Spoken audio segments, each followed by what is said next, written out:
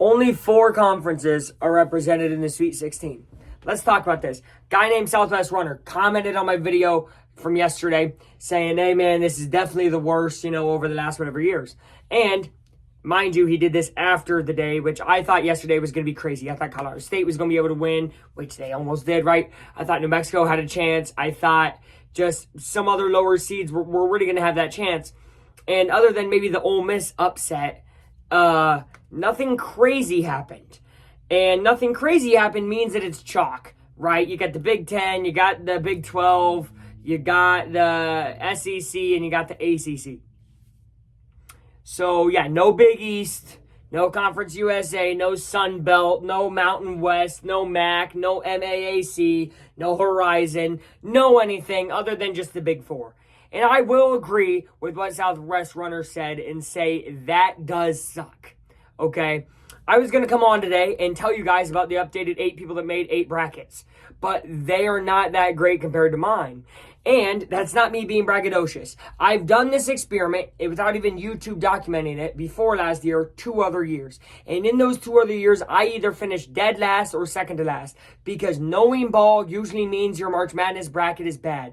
The amount of 99% brackets out there right now is ludicrous. It took until 2 games before the end of yesterday, round of 32, for the last bracket to bust. That is the longest that it's taken since probably back in 2019, 6 years.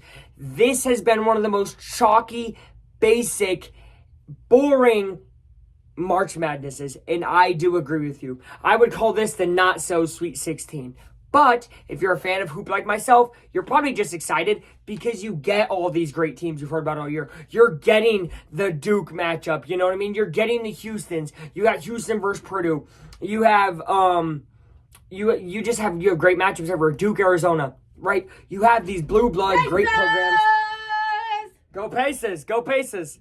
You have these great programs that are going to play against each other today. Not today, sorry, Thursday, Friday, and then in the Elite Eight, Saturday, Sunday. And I think that is good, but it does kind of feel more NBA-like, mentioning the Pacers, right? Instead of having a team like the Pacers who go in, team-oriented, grit and grind, they play for each other, they make a run, America loves them, although America didn't love the Pacers, which I don't know, that still shocks me that everybody wasn't on our side last year. Anyway, that's besides the point. Everybody always finds a team to be on the side of, If Colorado State would have won, Colorado State would have been our last hope. Everybody would be excited for Colorado State. If Drake would have made it, if New Mexico, if one of these teams would have done it, but it didn't happen this year.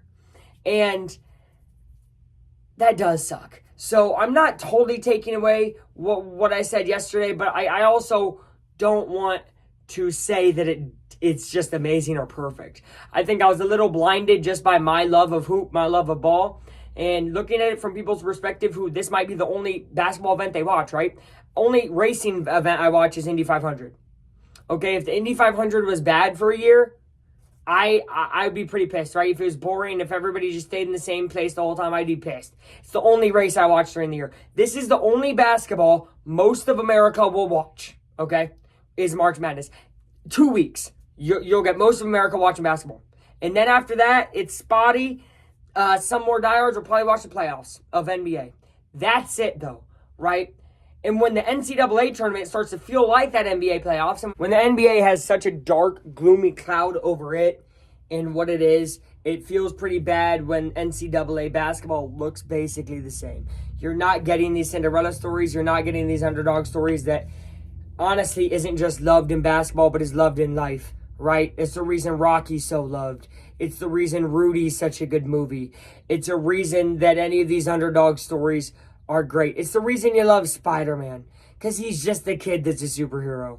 You can relate to Spider-Man more than you can the billionaire who made a suit out of metal.